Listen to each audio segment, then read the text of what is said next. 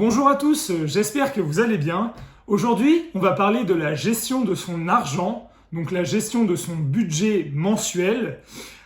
Je pense que ça devrait être une matière qui devrait être éduquée à tous, donc l'éducation financière, apprendre à gérer son argent au sens large. Ça passe avant tout par créer un budget, le maîtriser et bien sûr bien savoir le gérer. Donc j'imagine que si vous êtes comme moi, tout ce qui est administratif, c'est pas forcément quelque chose qui vous tient à cœur, mais honnêtement, ça va vous prendre que quelques minutes par mois et le bénéfice sera énorme. Vous allez pouvoir économiser entre 100 à 500 euros par mois. Honnêtement, c'est vraiment pas négligeable.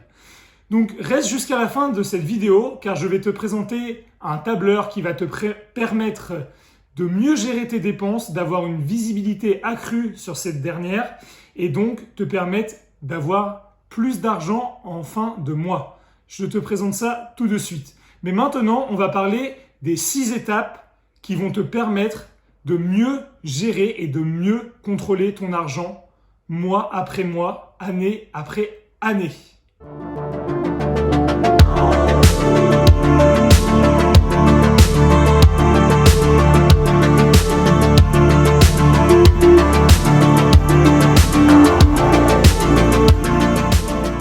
Première étape, comprendre et analyser sa situation financière. Dans cette partie, l'objectif va être de comprendre quels sont les flux d'argent entrants, comprendre les flux d'argent sortant et de pouvoir avoir une vision globale de votre argent, de ce que vous avez réellement dans la poche. Suite à cela, vous allez pouvoir vous créer un objectif, peut-être de moins dépenser, peut-être de gagner un peu plus d'argent, d'avoir des sources de revenus différentes. Vous vous rendez compte que vous avez une source de revenus unique qui est votre salaire et peut-être que vous voulez diversifier cette source de revenus. Mais pour cela, il vous faudra vous fixer des objectifs, que ce soit un objectif annuel, donc gagner peut-être plus d'argent, moins dépenser sur l'année, ou des objectifs mensuels, qui va être par exemple, je veux économiser 100 euros par mois par rapport à l'année dernière. Et à la fin du coup de l'année, je vais avoir 1200 euros en plus. Cela va vous permettre d'atteindre vos objectifs grâce à la motivation d'un projet en cours. Pourquoi vous voulez économiser? Parce que économiser, c'est bien joli, mais si vous n'avez pas de réel objectif derrière, ça ne sert pas à grand chose. Donc est-ce que c'est vous créer un capital en vue, je ne sais pas moi, d'un achat immobilier, d'un mariage, peut-être un enfant? Et c'est ça qui va vous motiver à vous dire, je peux effectivement dépenser 100 euros en moins par mois si ça va me permettre d'atteindre cet objectif plus rapidement. Mais pour cela, il vous faut être organisé et donc avoir la meilleure visibilité possible sur vos revenus et vos dépenses. Deuxième étape, identifier les dépenses récurrentes. Donc, tout ce que vous allez payer mensuellement. Votre loyer, abonnement téléphonique, abonnement Netflix, abonnement Spotify, Deezer, carte de bus, parking, essence. En fait, tout ce que vous savez que vous allez payer chaque mois, peut-être jusqu'à la fin de l'année, peut-être pendant 1, 2, 3, 4 ans. Donc déjà, identifiez dans un premier temps toutes ces dépenses. Ensuite, regardez si parmi ces dépenses, il n'y en a pas certaines qui sont superflues. Est-ce que j'ai pas un compte Deezer qu'au final je n'utilise plus car j'écoute exclusivement ma musique sur YouTube? Des choses comme cela. Est-ce que j'ai pas une carte d'abonnement chez telle ou telle entreprise que je n'utilise plus mais que je continue à payer? Voilà, ça va être de dégraisser dans un premier temps tout ce que vous n'utilisez pas. Ensuite, dans une deuxième étape, ça va être de comparer les abonnements, en fait, les dépenses que vous avez mensuellement par rapport à ce qui se fait actuellement sur le marché. Est-ce que, par exemple, vous ne payez pas trop cher d'assurance automobile? Est-ce que ça vaut pas le coup de regarder ce qu'il se fait ailleurs? Est-ce que, par exemple, vous n'allez pas pouvoir, je sais pas, faire un compte commun Netflix pour pouvoir effectivement payer un peu moins cher? Parce qu'aujourd'hui, la concurrence est de plus en plus féroce et je suis certain que si vous n'avez pas fait cela régulièrement, vous allez pouvoir économiser entre 100 et 300 euros par mois. Et quand on regarde sur une année, c'est vraiment pas négligeable. Donc je vous invite à prendre le temps, une après-midi, de faire cela et de regarder si vous ne trouvez pas moins cher ailleurs. Troisième étape, identifier les dépenses dangereuses. Donc, qu'est-ce que j'entends par dangereuse? C'est des dépenses qui vont être un peu vicieuses. Donc, première dépense, ça va être tout ce qui va être un acte d'achat qui va suivre quelque chose d'impulsif.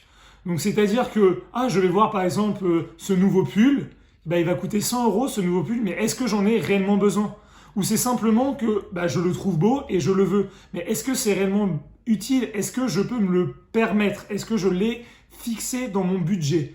Ou c'est quelque chose qui va effectivement m'empêcher de finir le mois dans le vert ou qui va m'empêcher d'épargner? C'est tout ce qui va être en fait en achat impulsif. Quelque chose qui ne sera pas réfléchi, qui ne sera pas forcément utile.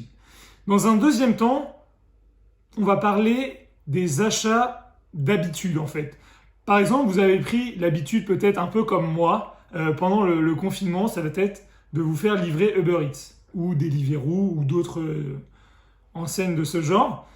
Et au fur et à mesure, vous avez pris l'habitude par exemple que tous les vendredis et tous les dimanches soirs, vous vous faites livrer une pizza et un burger. Et au final, vous vous rendez compte que sur un mois, ça représente quand même une somme et sur un an, c'est quelque chose d'énorme. Mais pour vous, ça vous semble normal car c'est quelque chose... c'est une habitude que vous avez prise en fait, c'est quelque chose de naturel chez vous maintenant. Mais est-ce que c'est quelque chose qui vous fait encore réellement plaisir? Est-ce que c'est quelque chose qui est encore un peu, comment dirais-je, inhabituel? Non, ou est-ce que c'est juste une habitude? Bon voilà, j'ai pris l'habitude de commander tous les vendredis et c'est comme ça. Ça me fait même plus ni chaud ni froid. Donc posez-vous cette question, c'est ce que moi j'ai fait.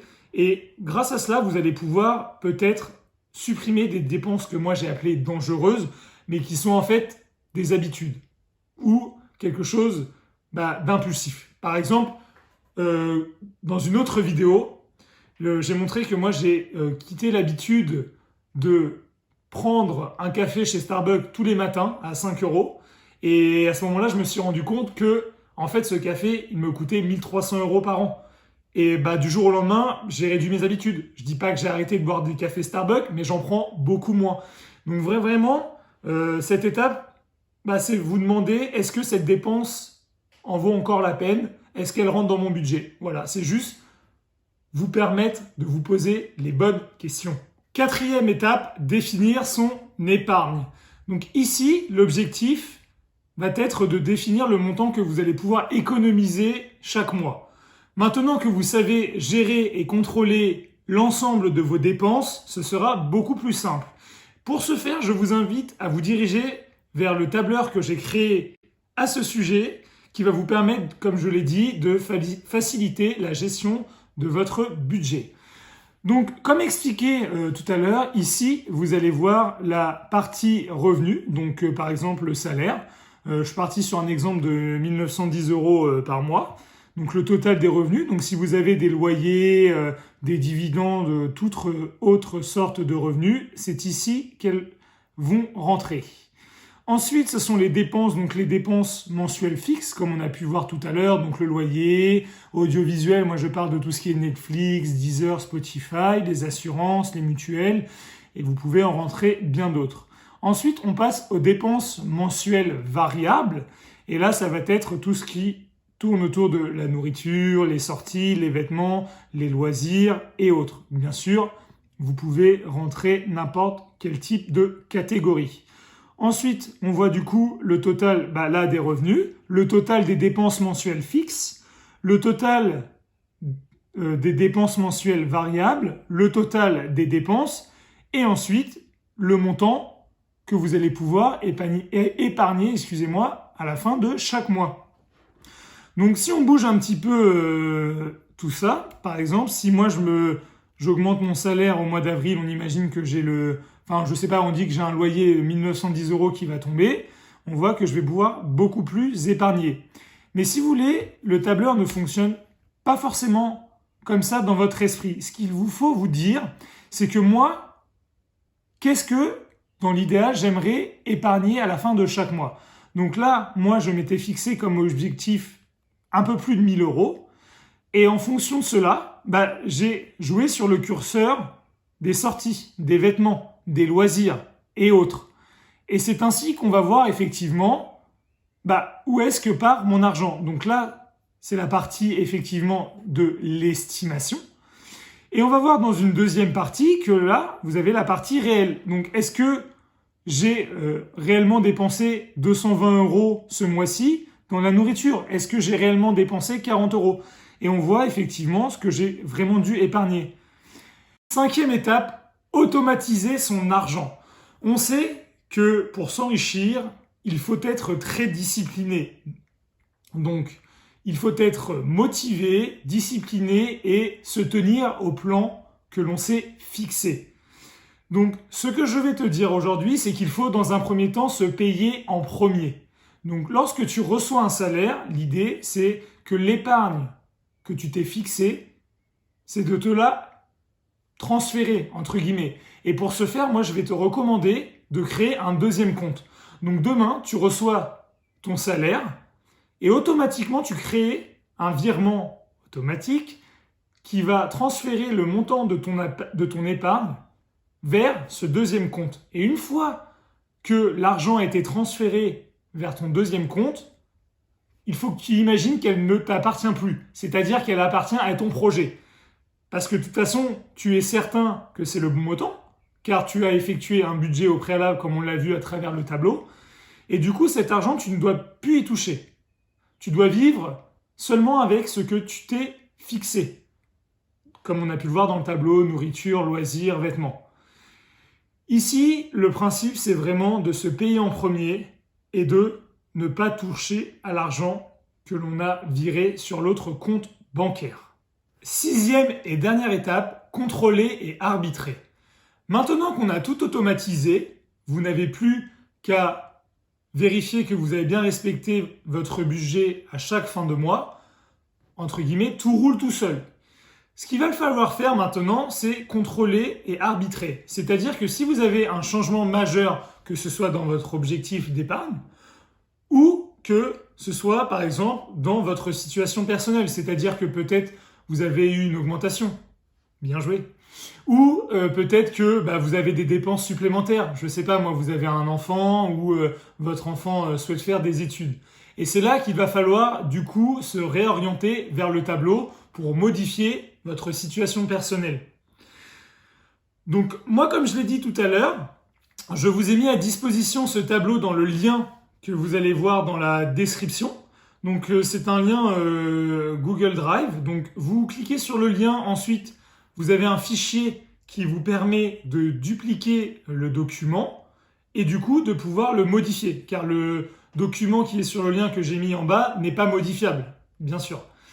Et du coup, pour avoir votre propre tableau, il faut l'ouvrir, le dupliquer, créer une copie. Et là, vous allez pouvoir le modifier, le personnaliser. Et suite à cela, j'espère que vous allez pouvoir apprendre à mieux gérer vos dépenses, que je vous ai donné des informations qui vous sont utiles. Et si vous avez des questions, en tout cas, moi, je reste disponible dans la description. Donc, n'hésitez pas à revenir vers moi. Si la vidéo vous a plu, n'hésitez pas à vous abonner à la chaîne YouTube. Moi, je sors une vidéo chaque mois pour vous permettre d'augmenter votre culture dans ce qui concerne l'éducation financière. Donc, merci de votre attention et je vous souhaite une bonne journée.